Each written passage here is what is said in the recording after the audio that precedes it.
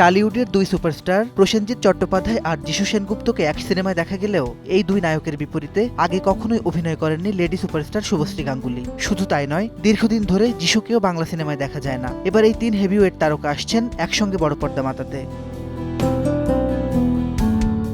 প্রসেনজিৎ চট্টোপাধ্যায়, শুভশ্রী গাঙ্গুলী ও যিশু সেনগুপ্তকে প্রথমবারের মতো একসঙ্গে দেখা যাবে অভিমান নামের একটি সিনেমায়। তিন তারকায় তাদের সোশ্যাল মিডিয়া হ্যান্ডেলগুলোতে ছবিটির মহরতের ছবি শেয়ার করেছেন। তাতে পাত্রপাত্রী সহ পরিচালককেও সাদা পোশাকে দেখা যাচ্ছে। ছবিতে আরও থাকবেন জনপ্রিয় অভিনেতা কাঞ্চন মল্লিক।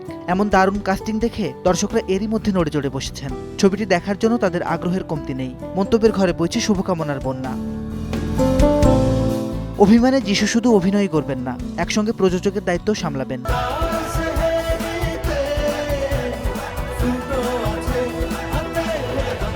দুই অভিনেতা যিশু সেনগুপ্ত ও সৌরভ দাস একসঙ্গে প্রযোজনা সংস্থা ওয়াইস ও সিরিয়াসের যাত্রা শুরু করেন বেশ আগেই। তখনই তারা জানিয়েছিলেন কেবল মিউজিক ভিডিও বা শর্ট ফিল্ম নয়, পূর্ণদৈর্ঘ্য সিনেমাতেও লগ্নি করবেন তারা। এবার সেই কথাটারই সত্যতা মিলল।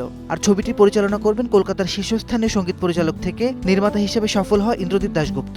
তিনি এর আগে কেদারা, বিসমিল্লাহ, গৃহপ্রবেশের মতো সিনেমা করেছেন। মাসিদ রনো, সময় সংবাদ।